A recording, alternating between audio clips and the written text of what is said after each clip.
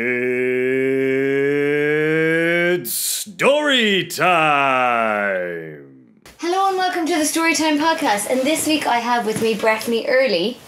And Breifne has a blog, breifneearley.com, is that correct? Yep. And you have a podcast, it's also Breifne Earley? The Breifne Earley Show, yeah. The Breifne Earley Show. It's very self-indulgent and narcissistic. And yeah, so do you want to tell everyone where to find you and find your stuff online? I think you just did. breifneearley.com, and I suppose if you put Breifne Earley into iTunes, you'll find the podcast as well. And your Twitter and all the rest? It's all Earley? narcissistic, yeah. It's the beauty of having a really rare name. Nobody else has ever gone for it, so Perfect. Everything's available. So I will put a link down in the description. Do you want to just spell it for the people listening on SoundCloud? It's BreifneEarley. Perfect.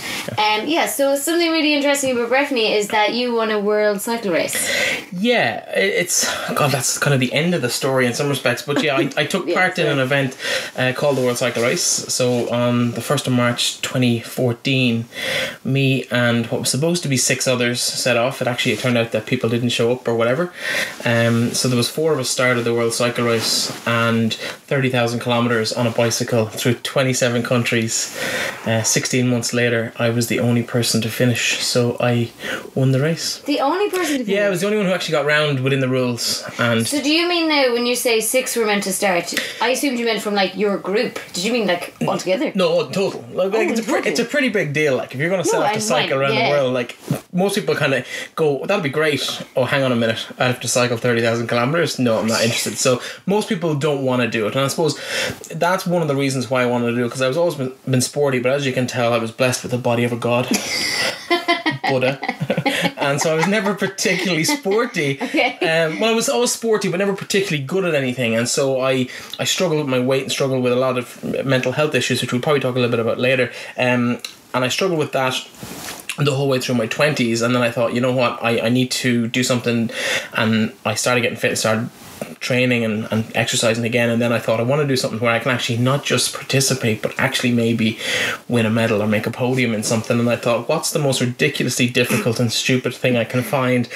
And I googled really long bicycle races, because I've been doing a bit of triathlon, like a little bit of triathlon, and struggling to do the swimming and the running, but I love the bike side of it, and I'd be passing people on the bike where they'd all be passing me in the water or on the foot. So I decided I'll go find something really good on a bicycle, and I found this event called the World Cycle Race. Thought I'd never do it, and then when I got involved with an organisation called Cycle Against Suicide, which you probably heard of, I just got inspired to go and do something and create a kind of a story. And so I signed up for the World Cycle Race and found myself about 6 or 8 months later on the start line. There was only 7 people on the start list. 2 of them pulled out maybe a week or 2 beforehand. 1 just didn't show up on the day. He'd been in the press release the day before. For whatever reason. People have loads of reasons, whether it's family, financial, fitness, whatever. And so 4 of us started. There was me, there was an English guy, there was an Indian guy, and a German girl. And the English guy was a beast. You knew just by looking at him, he meant business. And so he was kind of the hot favourite. And the rest of us, the funny thing was, it wasn't just our first time trying to attempt to cycle around the world. It was actually, for each of us, our first ever bike race. Oh my god. Yeah, so we hadn't even taken part in club rides or anything like that. It was just, we just signed up and said we'd give it a go. And so the German girl lasted about a week. She hurt her ankle and she withdrew.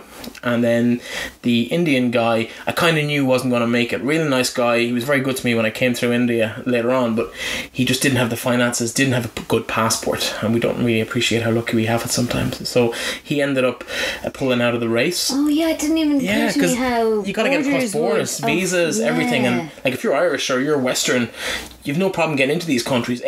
Your euro goes a lot further in India than his rupee does in Europe. So there's a whole load of reasons why he was never really going to finish. And so he got across India and then had to withdraw. And it meant it was just me and the English guy. And I kind of made a decision after about 10 days of going up mountains, down dales, and across rivers and all sorts of weird and wonderful things through France, Belgium, Luxembourg, Germany. And I thought, this isn't fun anymore. This isn't what I expected. I'm going to slow right down. I'm doing it to raise awareness for mental health, and I'd prefer to do that than win the race. And so I continued at about half the pace that I had been. So instead of maybe 180 to 200 kilometres a day, I was doing 100 kilometres a day. Yeah, but your focus was just on finishing it rather than just getting around. But at that point, I was guaranteed second place. So if you'd given that to me 12 months earlier, I'd have been all over it. And I said, yeah, absolutely, I want to come second and I'll take the podium and I'll be happy. And then the English guy did something. He was a little bit bold. he got in a taxi Oh no. for 200 kilometers in India, and so he ended up withdrawing from the race. So he ended up getting disqualified from the race. And how did they find out? We all had GPS trackers on us. Oh, so they were like, suddenly he just tripled in speed. He quadrupled, or he went from like 25-30 kilometers an hour to 200 kilometers in 2 hours, and they kind of thought there's something a bit suspect there, and they asked him about it, and he thought, oh yeah, I got in a taxi because of this reason, and they just figured the reason wasn't good enough because he broke the rules, so he got disqualified. So don't cheat. But did you know that? I knew that about 3 or 4 weeks in, but I didn't know it when I'd made the decision to slow down. Yeah. And how long did you take totally to finish it? 16 months. Like, I really milked it for the last 12 months of it. Like, the first 2 or 3 weeks were really fast, and then after that it was like, do you know what? All I have to do is finish this and not break any rules, and I win. So I never get the opportunity, and I'll probably never be in most of those places again. So I was like, I kind of like this town, or I like this group I've met. I'm going to stay an extra 24 hours. And how long did you expect it to take you before you, like, if you had... I was aiming to break the world record, which was 125 days, so 4 months. Oh wow, okay. Yeah, so it'd be the equivalent, say, of lining up on the start line of the Olympic 100 metres final, and you've got Usain Bolt on one side and Tyson Gay on the other, and then they all get disqualified one by one, or sick or whatever, and then you just go, okay, I'm the only person left. And you walk. You moonwalk it. You don't just walk it. It's like, I think I'll do a forward roll here, I think I'll have a little snooze here, and finishing the 100 metres in about 50 seconds to a minute. So in terms of athletic prowess, that's the equivalent. Like, it was ridiculously slow, but at the same time, like, 12 people, when I finished, as far as I know, and I might be a little bit out, but I think I'm pretty bang on, but when I finished, you had 12 people had set foot on the moon, and I was the 10th person to cycle around the world. So more people had set foot on the moon than did what I did, regardless of the speed. Now, I was the slowest by a mile, but that didn't really come into it in my head. I did it to show that from where I was in a pretty dark place in my life in 2010, and I almost took my own life. And so I found this situation where I'd gone from that part of my world where I couldn't see any reason to be alive to where I was actually the winner of the longest sporting event, the most unlikely winner of the longest sporting event on the planet. Yeah, and it must have been amazing to see all those different countries. Some of them were amazing. So, like, New Zealand is head and shoulders better than anywhere else on the planet. It's just awesome. I love New Zealand.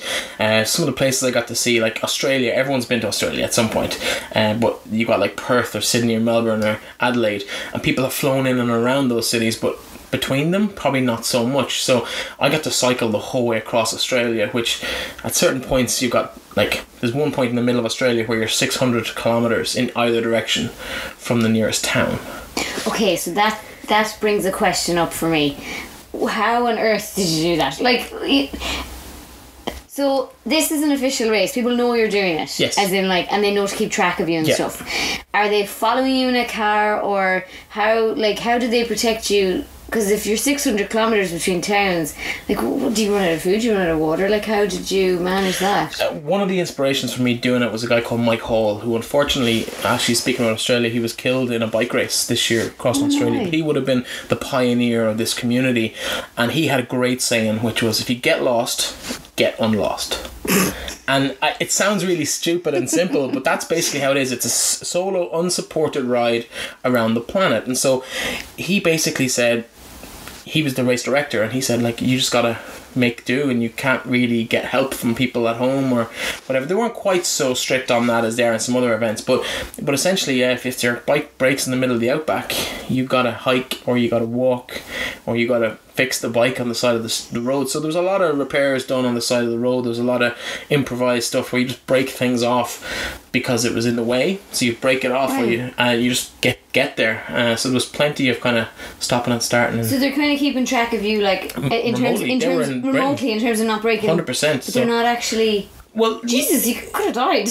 Yeah, we might talk about that later on. I heard that one a lot, actually. Yeah, absolutely. I think my mother was more scared when I was doing that than when I was living in Dublin for 10 or 15 years, when she didn't see me from one end of the month to the other, and we had way more contact through social media, and but I think people around me were a bit worried that might happen. And I suppose in some respects we might talk about some stories later on, but we'll definitely get there. But there's definitely moments where you're kind of thinking, I really don't think I made the right decision here. That wasn't the best idea in the world. But before we get to those, I just want to know, did you bring your phone? I did. Oh yeah, so you were still in touch with people. Oh no, I blogged every day and videos and stuff. So because it's funny, like I have less phone reception where I live in Leitrim now. Oh my god! Than where I was in 90. Like you're talking about the outback in Australia, where you're on that road across the Nullarbor Desert, and there's literally a petrol station every 150 to 200 kilometers, and that's it across the entire stretch. And I would have had better phone reception across most of that than I do in Leitrim, which is kind of crazy. You know, India has better crazy, phone but reception. I totally believe it. Yeah, well, you're from the west as well, so you know how it works. But my phone just doesn't work up there. Yeah, my phone, I haven't received or made a phone call from my house in 2 years. Jeez. Yeah, and you just kind of get used to it. In some ways, it's great because you don't have to. Yeah. Nobody bothers you. It's great. And then. So 16 months. I'm sorry for all the questions now. I'm supposed to be letting you tell your story, but I'm just intrigued. Yeah. So you know you were raising money for cycling and suicide? No, I was raising awareness. Raising awareness. Because I think the whole idea behind cycling and suicide when it was created 4 or 5 years ago was that nobody was going cap in hand to anybody for anything. It was purely about trying to spread the message that it's okay not to be okay, and it's absolutely okay to ask for help. And I think that is so important that we just talk about that. And even today I don't know what day this goes onto YouTube or onto SoundCloud, but today as we're recording this, it's the evening of the All-Ireland final, the hurling final. I'm not sure as a Mayo woman if you have much interest in the hurling. Yeah, I'm not mad at the hurling. Well, obviously your neighbours in Galway won it. Yes. But there was one person mentioned there was two people mentioned, Tony Keady, who's a famous Galway hurler, but the second one is of way more interest to me. It's a guy called Niall O'Donoghue, who unfortunately 3 or 4 years ago took his own life, and he was a member of the Galway squad, and he was mentioned, and they talked about Pieta House and talking about, you know, it's okay not to feel okay. And I think it's important that that's now in the mainstream. Yeah, like that in terms of when I was going through my troubles 6-7 years ago, called it troubles like we did for the war in the north, you know, no civil war here, it's the troubles. But when I was going through my concerns and my issues 6 or 7 years ago when I was in that place, I didn't know, I'd never heard of Pieta House, I'd never heard of Aware, I'd never heard of Console, which at the time I was around, and all of these organisations, I didn't know where to turn to for help.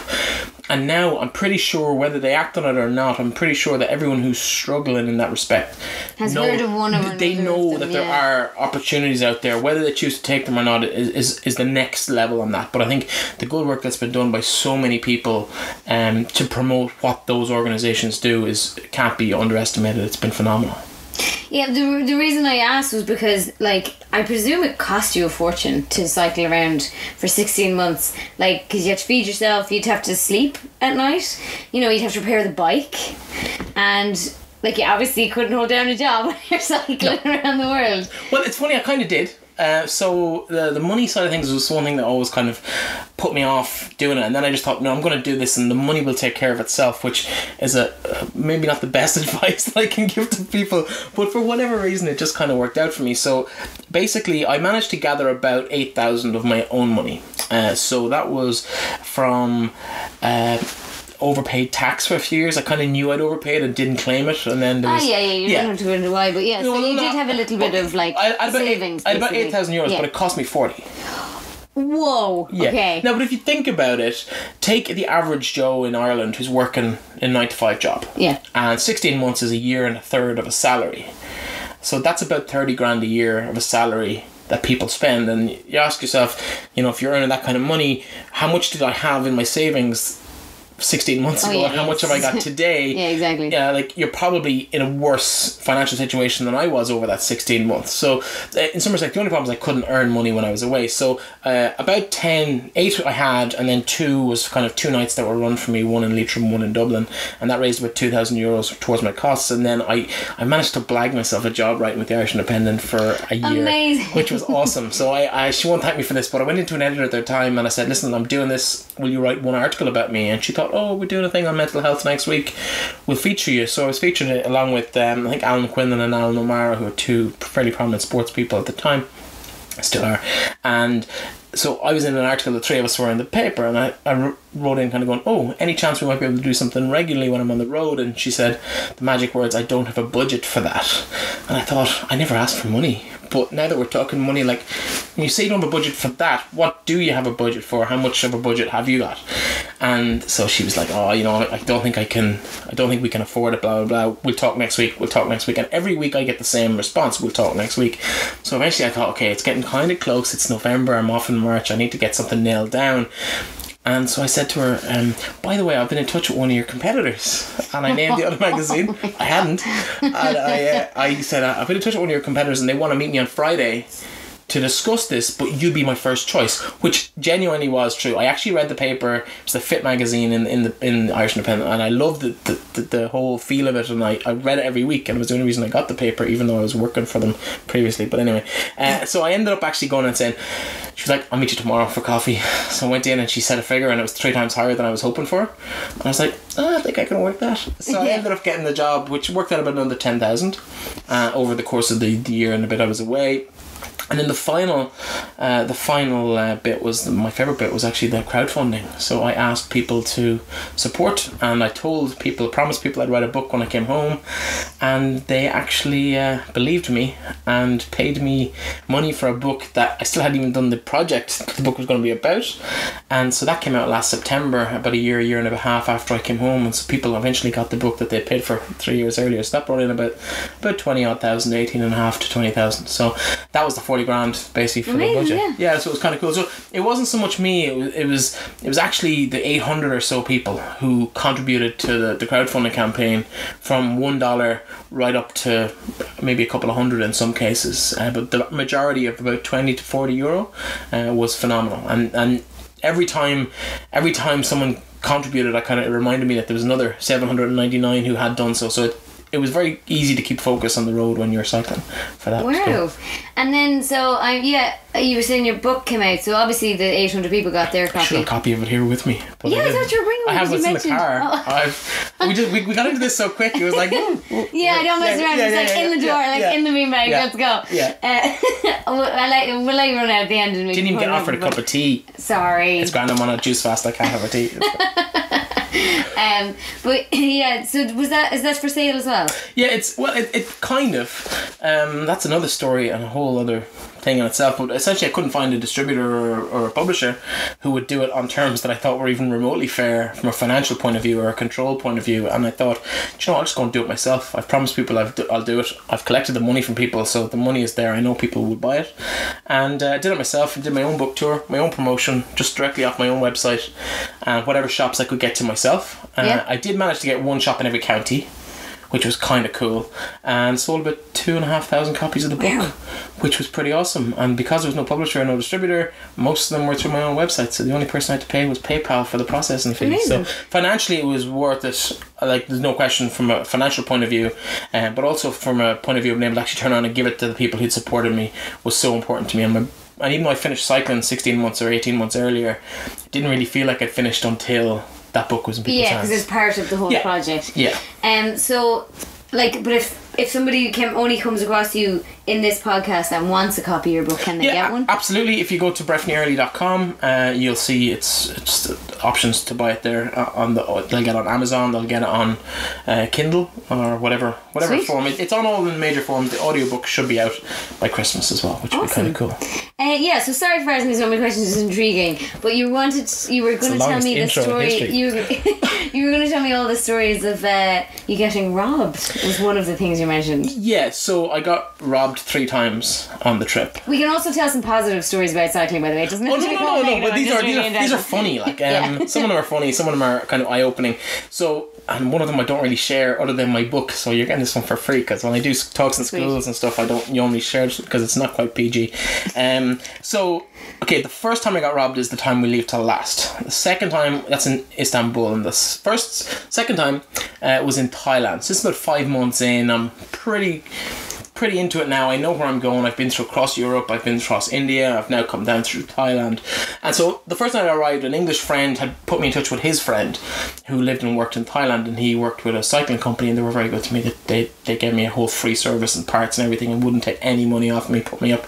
And that happened so much. There was so much, and we're talking about some of the negatives, but the positive was the people were just phenomenal. The goodness, the kindness, the just complete random strangers meet you in a restaurant at lunchtime and you go up to pay and it's already paid for, or you meet somebody somewhere and they say, well, actually we live further on this road, like in 1,000 kilometers in Australia, and we'd love to host you when you come through our town. And then you'd arrive and they'd have a whole party in your honour. Wow. So there was a lot of that, but this one instance, I was in Thailand and I just left a place called Chumphon. Have you been to Thailand? Yeah, but I haven't been there, but I have been to Thailand. So anyone who's been to Koh Samui, Koh Tao or Koh Phangan has either left from Surat Thani or Chumphon as the two kind of ports that you get the boats out from.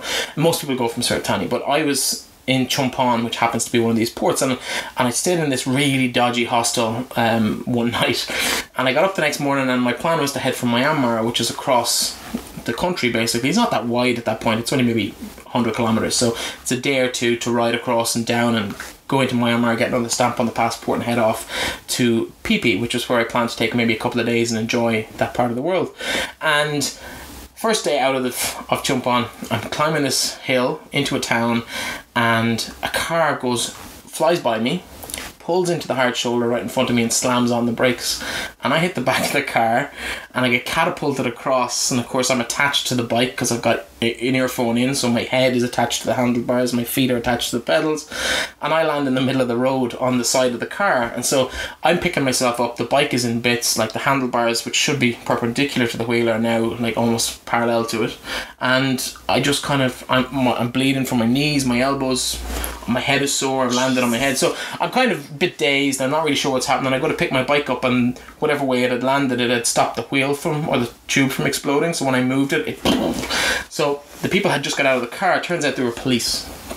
Now, the Thai police are notorious, and my friend's friend in Bangkok had warned me, whatever happens with the police, just pay the first guy. He'll look for money, whatever's wrong, you'll probably have done nothing, but he'll look to get money off you. So you pay the first guy because his boss is like 4 times the price. So just kill don't argue. Yeah, okay. Kill it on the road. He says you'll always be wrong and you'll be proven wrong. No matter how far up the chain you go, it just costs more money to get out. So these guys come out and they're very obviously police. They're outside a police station and they're like, oh, you've hit us. You owe us for the damage to the police car.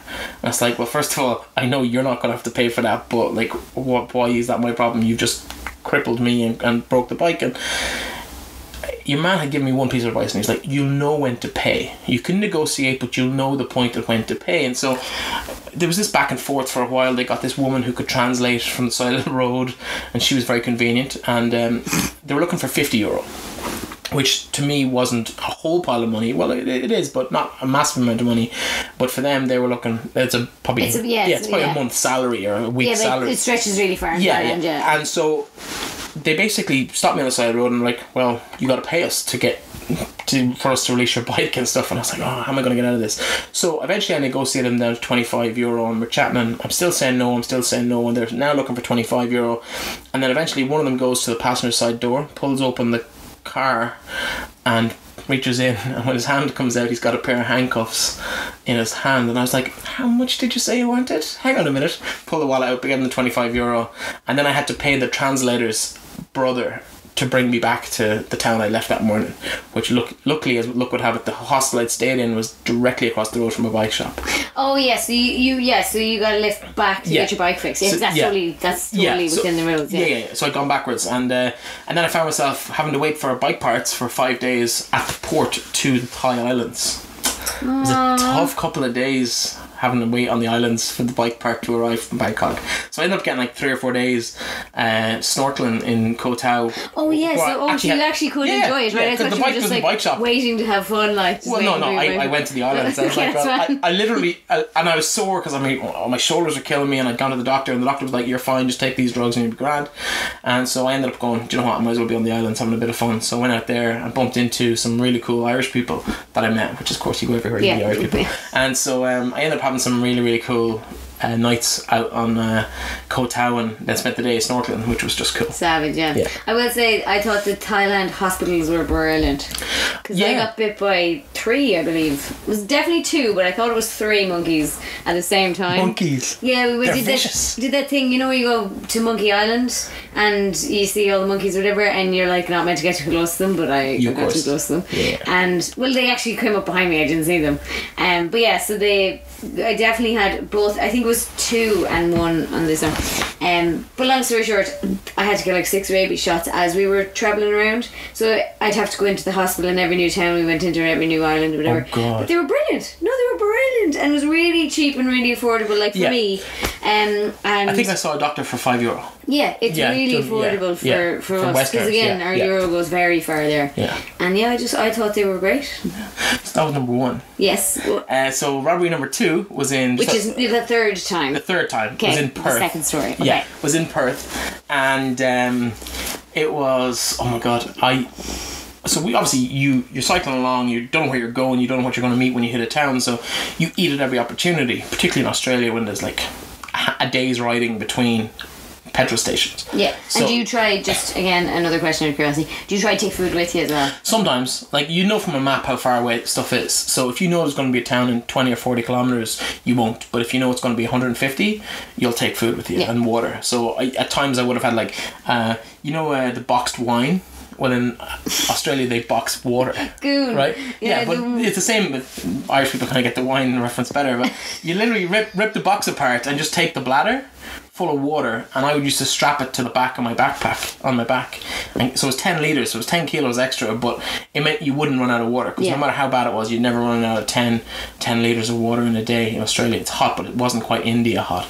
Anyway, I'm in this little place called Mandurah, just south of Perth, and I pull in at, like, there's a couple of fast food restaurants right beside each other in a car park, and I pull in at like Scrumpy Jack's, which is Burger King, and I go in and I have a burger and I go to the bathroom, and I've left my stuff because I was the only person in the restaurant, and I've left my stuff on the table, and I come back out and I nearly get knocked over by this kid who's twice my size, and I'm a big lad, but he was like maybe 6 foot and about 23, 24 stone. He was built, and he almost knocked me over as I came out of the bathroom. I looked over and I could see I'd left it. I did try and hide it a little bit. I'd put a newspaper on top of where my phone and my battery charger were, but I realised that was flat on the table from the far side of the room. So I said to the guy behind the desk, I was like, well, has anyone been at my table? And he says, oh, the guy who just left was over that part of the table. And I was like, oh. So I walked out, and he was an Aborigine kid, but he was walking out of the car park, so I let a roar out, and his first mistake was to stop. So he stopped halfway across the car park, and I walked over to him and I said, listen, I took one look at him, like, I'm not going to beat him in a fist fight, and so I don't know if he's got brothers or anything that could be just around the corner waiting for him, or friends, so I need to do something a little bit different here. So I ended up rather unwisely going, I'm really, really sorry, sir, but I took the kill him with kindness approach. I was like, I'm really sorry, sir, but my phone's gone missing from the restaurant, and the guys inside said that they saw somebody who looked like you in the vicinity of my table, and maybe you saw somebody take it. And of course he was the only person who'd been in there, so I was basically accusing him of taking it, but trying to be as nice about it as possible. Yeah. And he was so unaware, or he was so surprised that I wasn't trying to fight him or try to challenge him about it, that he kind of just panicked and he just stood there and froze. And so I could see he was wearing this big bomber jacket and tracksuit bottoms, and I could see, like, there was a pack of cigarettes in this in the tracksuit bottom pockets, and there was what else did he have? He had like a phone very visible in this pocket. So I asked him to show me the phone, knowing it wasn't mine, and he pulled it out and he was like, oh no, this is my phone. But the way he said it, you kind of knew he had the other one. And then I said, well, could you show me what that square thing is in your pocket? And he pulled out the cigarettes and showed me, and I thought, just so I don't suspect at all that maybe you did take my phone, maybe you might show me what's in all your other pockets. And he was so, like, just completely dazed at this stage about this guy trying to be nice to him, I suppose, that he just kind of started emptying his pockets until he got to the last one, and then he just stood there looking at me with a real guilty head on him. And I just thought, nah, I'm pretty sure I have this guy now. And I said, why won't you show me what's in that pocket? And he pulls out my phone charger and my battery pack and my phone. And I was like, that's my phone, thanks. And I just took it off him and says, now I'm going to take that, go back to the restaurant, and you're going to leave, and I'm not going to say anything. We won't talk to anybody else, just run. And so he ran away. I was ridiculously lucky, like, because he could have just bet the head off me and left me. Yeah, but I see, you just surprised him, like, I think so, calmness, yeah. Like, he was like, okay, take it, I'll go. Yeah, I think it was just that, okay, I've been caught here now, like, so, yeah. Jeez, for later, yeah. So I got lucky with that one. Do you want to hear the first one? Yeah. Okay. And I also want to know why you kept it to last. Oh, because it's not PG, you see, so I can't really share it publicly. My mother will kill me if she watches this. Okay. Does your mum watch a lot of YouTube? She probably does. She does, yeah. She's very little to be doing. Playing. Now she'll kill you. Yeah. Playing jigsaws on her phone or Candy Crush or watching YouTube videos. Oh, now she'll doubly kill you. Yeah. You're dead. Sorry, Mum. Sorry. I'm really sorry. I'm not really. So basically, I was in Istanbul. This story, I think, is in the book. It must be in the book, yeah. So, and Istanbul was how far into it? Oh, the first month, like 5 weeks in, and so like start of April when I left the 1st of March, and so I was in Istanbul. My flight wasn't for 36 hours, so I had 2 nights in Istanbul, and I was staying in this little hostel just off the main kind of touristy area. So I thought we'd go out for a drink, and I met this guy. This was my second night, and I met this guy in the hostel the day before. I'd met him again that afternoon. We'd been chatting for ages, and we'd gone wandering around the city, and so we went for a drink. Thought nothing of it. We went out, we met this other group that I assumed he knew. Turned out he didn't, or at least he said he didn't. And we ended up, somebody suggested, I can't remember, it was definitely one of the new group we just met. They're like, oh, this club sucks, this pub sucks, let's go somewhere else. So we went somewhere else, and they piled me into a car. And my friend had this, but the guy I knew had gone home because he was local and he'd work on the Monday morning. Okay. It was just me and this group that I didn't have any connection to. And so he said, oh, my friend has a bar, let's go there. So I went into this bar, and I realised really quickly that it wasn't just a bar. So yeah, so the most amazing looking girl I've ever seen in my life comes and sits down beside me and starts chatting me up. And I'm like, I know I'm dashingly handsome and all, but I'm not supposed to laugh at that. So I knew I was like, oh, I'm a good looking guy and all that, but this doesn't happen to me, right? I was like, this is strange. I think there's something a little bit dodgy about this. And then all of a sudden they start bringing this food out, and I'd ordered a Coke because I'm a teetotaler, and I'd ordered a Coke, and the guy who was with me had ordered like whatever, and a load of girls had arrived and they all had drinks in front of them, and I was like, I'm pretty sure I'm in the wrong establishment. I didn't intend to be here, so I'm just going to make my excuse and leave. And so I told him I was going, and the girl I was talking to, or rather was talking at me, was like, oh, don't worry, I'll get you your bill. And I was like, oh yeah, just the Coke. And she's like, yeah. And she walked away, and the guy came back down with a bill for €600. And I was like, I'm sorry. Oh my God. Yeah. I was like, I only ordered a Coke. And he's like, oh no, but you have to pay for the table. And I was like, but I'm not, why are you giving me the bill? I only had the Coke. And he's like, oh, you have to buy a drink for one of the girls. And I was like, okay, but that's not my problem. Like, I didn't order the drink. I didn't know that before she sat down. I don't know her from Adam. And so, because I was sober, well, thank God because I was sober. I'd say they get so many people. Oh yeah, absolutely. And I've heard horror stories of friends on stag parties in Eastern Europe and stuff. And I was just that stupid white guy who just fell into a situation. And they got me. So I thought, okay. So I said, listen, I'm not paying that. And I go, we'll get the manager. So the manager came over and said, sorry, you got to pay. And I was like, listen, I'm sober. You got me. You're going to get some money out of me because I'm stupid. But I'm not giving you €600 because I haven't even touched the Coke, and I'm not touching the Coke because I don't know what's in it and I don't trust anything in here anymore.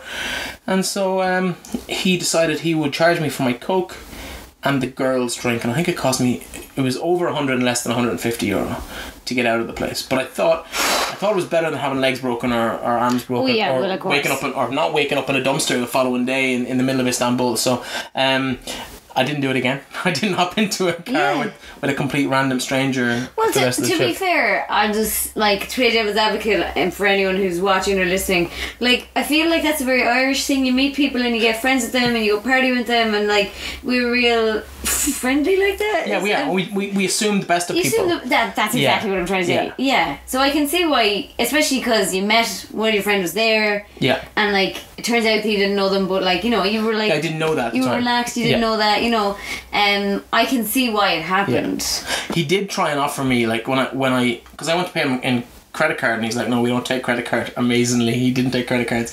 It's like, cash only. We'll take you to an ATM. And I was like, no, you won't. And thankfully, again, I was sober, so eventually he said, well, we got to do something. And I was like, okay. I says, here's what we'll do. So I suggested we get a cab. Right, I'm not getting into your car, but I'll get into a cab, and I'll go in the back so there's nobody behind me, so nobody can do anything when I'm not expecting it.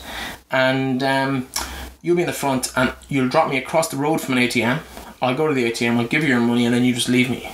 Just go, drive off and leave me where I am, because I didn't want them following me home or any of that sort of stuff.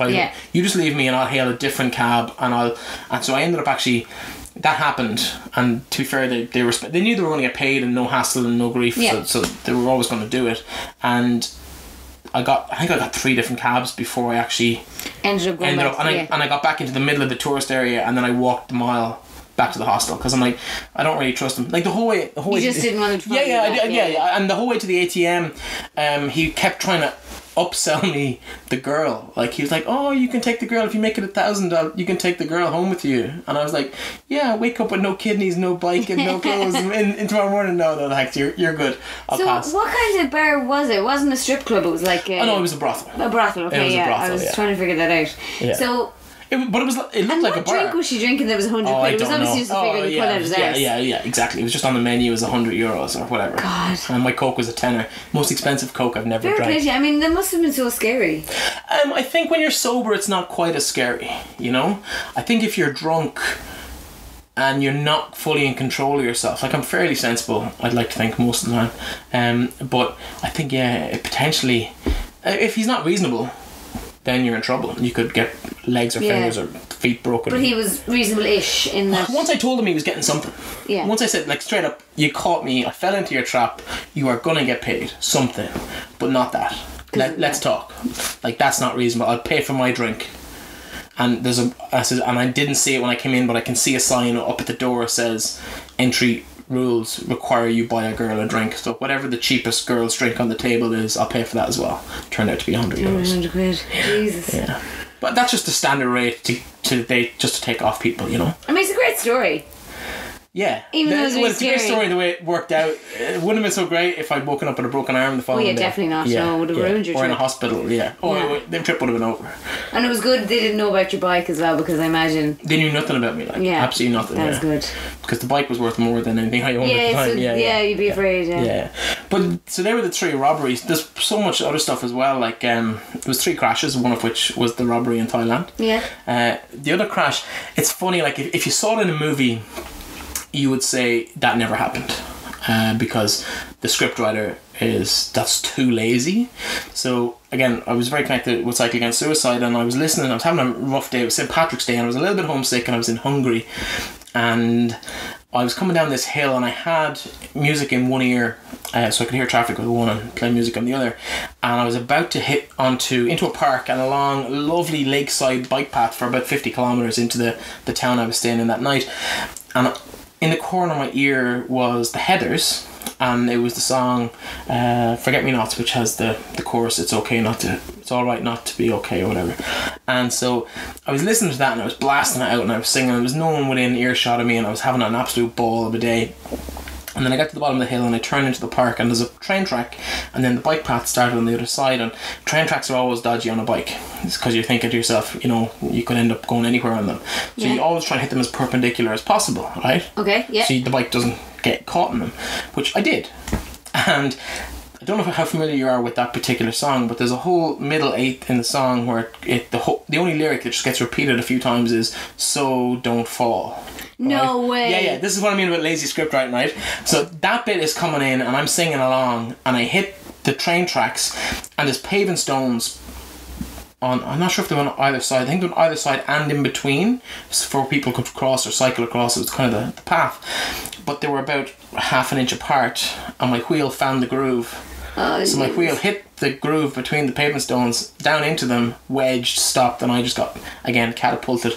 That's a recurrent theme. I catapulted across the handlebars with the bike following, because again I was attached to it, so it ended up landing on top of me. And there was a little playground with 2 kids playing and 2 mothers, and they ran over to see I was okay. Of course I didn't have a word of Hungarian, they had no English, but all I could do was just pick myself up, even though I was shaking, get back on the bike and cycle about 1 kilometre down the road until I realised I was actually bleeding all over the place again, and ended up having to take a day or 2 off the next day. I couldn't cycle the next day. I did the 50k into the town, and then I couldn't move my knee the next day, and then I got to Serbia about a week later and realised I couldn't even function, so I had to take about 3 days off in Serbia and go get ultrasounds and go to the doctor and stuff. So, but yeah, no, that was fun. Yeah, I mean, it was an adventure. I mean, 16 months doing that, like you must have. How many? Like, did you get many injuries? No, I had really good coaching before I went away, so I spent a load of time in the gym, and it was just working on my knees, my hips, my ankles, my lower back, all the stuff that kind of the repetitive strain. So I'd no wear and tear injuries. I had the crash in Hungary.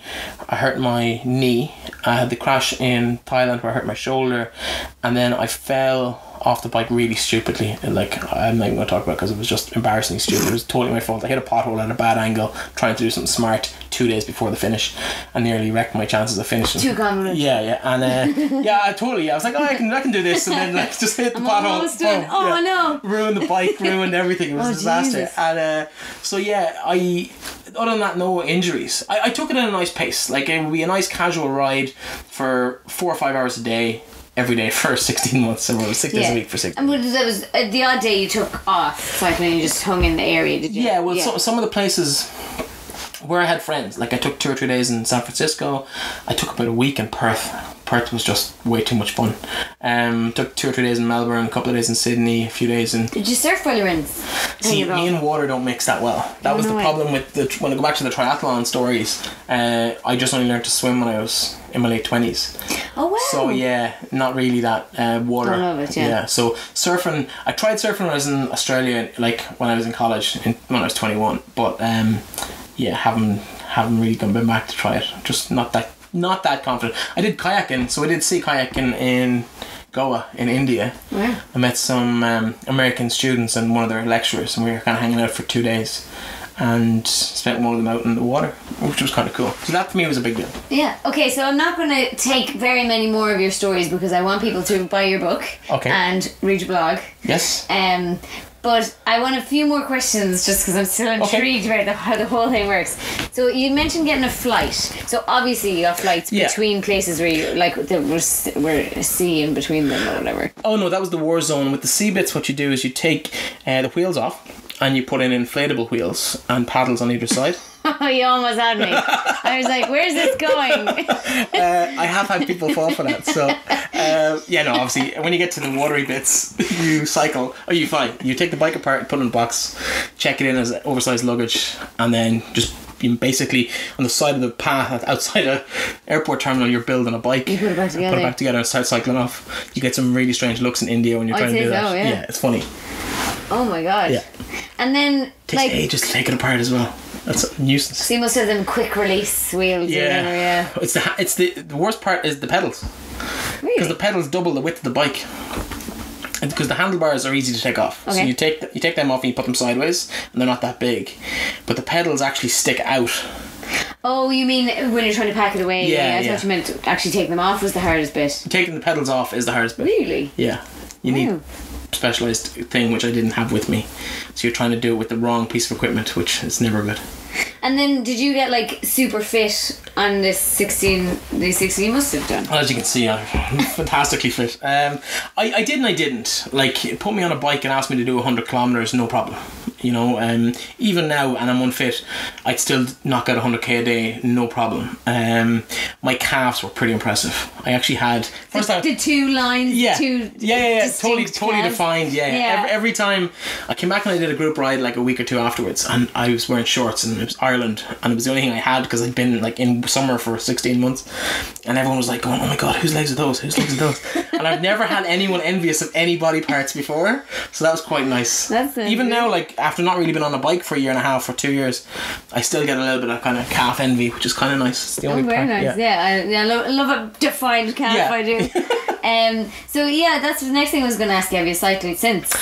Very little. I've spent a year writing the book, which doesn't really stop me cycling, I suppose. But I'm so sick of it, to be honest. You probably I'm done cycling for a while. Yeah. So no, I've enjoyed it, and I've enjoyed eating way too much. So I've been trying to get back into kind of some sort of shape. So I've been doing a bit in the last few weeks, and will be doing more as the time goes forward. I know I've signed up for something at the end of the month.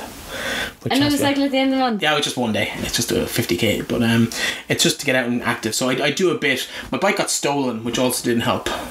Yeah. So I cycled through 27 countries, 16 months, left it unattended twice in Ireland. I got robbed twice. Twice? Yeah, so you got it back the first time? I got back the first time. And in fact, the way the media works this weather, I got more exposure for having my bike stolen than for doing the race in the first place. Yeah. They love the bike stolen stories. Yeah. And And you had it locked up and everything? No, that was the problem. My friend had taken it, and we did funny enough, we went to do a Pieta house cycle, and he ended up having it on the back of his car. He stopped for food on the way home, and two lads just liked the look of it. And hope they're fucking proud of themselves stealing a bike from a fucking fundraiser. Well, they got caught. Jerks. They got caught and they got charged. So good for them. I never heard what actually happened afterwards, but yeah, I'm glad. Jerks. Yeah, absolutely. But the second guys got away with it. So what did your bike, out of curiosity, what did your bike look like? It was white with red and black, and it was I suppose for the techie people, which would be very few people, but it was a Specialized Crux Carbon Pro. I need to take a deep breath to get that out. Specialized Crux Carbon Pro bike. It's a cyclocross frame, but set up like a road bike, and it was set up with really basic parts. So if you can imagine a Ferrari with like Fiat Punto parts, so that if anything breaks, you can replace it. It's easier to replace. Yeah. Okay. So I had a whole lot of options. I had a whole lot of options for these really expensive, fancy things. But if anything broke, something small broke, it would have had to go back to Germany to fix it. Yeah, no, that's so it just really wasn't useless. practical. Yeah. So I ended up getting bikes repaired in the most dodgy little Indian mechanics who weren't bike mechanics at all, but they had the tools to change stuff. So God, so mad, so hard to picture, not to understand, but to like imagine. And then I had one more question for you. What was it? Oh yeah, is there somewhere that you didn't go on that trip that you want to go? Oh, that I want to go? South America. South America would be awesome. Just all of South America. I'd also love to go South America. I haven't gone there either. So, but I hear it's amazing. Yeah, so the countries were, just for the record, I suppose, Ireland, Wales, England, France, Belgium, Luxembourg, Germany, Austria, Slovakia, Hungary, Croatia, Serbia, Bulgaria, Greece, Turkey, and then I flew across the Middle East because Syria, Iraq, not really safe. Across India, you can't get into Bangladesh on a bike, so you can get in, but you have to leave at the same point, which is no good when you're on a continuous line. So you can fly over that and you go to Bangkok and then down to Kuala Lumpur, Malaysia, Singapore, right across Australia from Perth to Sydney, and then the length of New Zealand, both islands, and then San Francisco, right across to Miami, lap of Ireland, Spain, France, finish line in the UK, and then cycle home. So. Wow, the end of that's a bit. I would have thought you ended in Ireland. Yeah, but see, the race was London to London. Ah, right, okay. But then me being a proud Irishman decided I didn't want the defining moment of my life to be to and from London, so I cycled to the start line and home from the start line. So I actually started and finished at my back door. Yeah. Which was cool. That's pretty cool. Yeah, so I literally cycled from my house to like the community centre in the village, and then picked up a whole lot of friends and cycled off, and they kind of drifted off as it got closer and closer, or further and further away, and then we picked up more as we got closer and closer to Dublin. So we started with about 100, finished with about 100, but a completely different 100. About 4 people did the whole thing with me and the weekend before apart. And then a year apart, same, about 70 or 80 leaving Dublin, and about 150 coming into my little village, which is really kind of cool. Yeah, it's really cool. It was awesome. Like the whole village was out. It was amazing, and most of them on bikes, which was even better. That is awesome, and I'm all like, I definitely want to hear more. And like, if you guys want to hear more or read more, please check out your blog, breifneearley.com. Yep, the book is Pedal the Planet if they want to look it up on my website or on Amazon or Kindle or wherever you get your books. Yeah, and you said the audiobook is coming out soon? Audiobook should be out in the next few weeks once I actually record the rest of it and edit it down. But yeah, it will happen. All your social media is Breifne Earley, and I'll put all the links in the description. Awesome. You'll give me those. And so thank you so much for coming on the Storytime podcast, and we are going to do an episode of your podcast now. Yes. So depending on when this comes out, when that comes out, we'll put the links in each other's descriptions. And yes, please check it out. Remind everyone of the name of your podcast, the Breifne Earley Show. It's just the Breifne Earley Show. Breifne Earley Show. Yeah. And each week we talk to someone. This is why we're talking to you, of course. Each week I talk to somebody who is interesting, inspirational, or motivational, or all three. Oh, very good. So we've had some really cool guests from Maria Walsh, Rosa Tralee, Charlie McGettigan, Eurovision Song Contest winner, Mark Rowan won a Paralympic gold medal, Nevin Maguire, I'm sure most people will be familiar. So famous chef. Loads of Irish and international people who are really interesting. Some you've heard of, some you won't have heard of, but are just as interesting as the people who you have heard of. Yeah, sounds good. It's really cool. Thank you so much for coming on the Storytime podcast. Thanks for having me. We are on YouTube and SoundCloud. Please subscribe and check out the Patreon. And yeah, see you next week.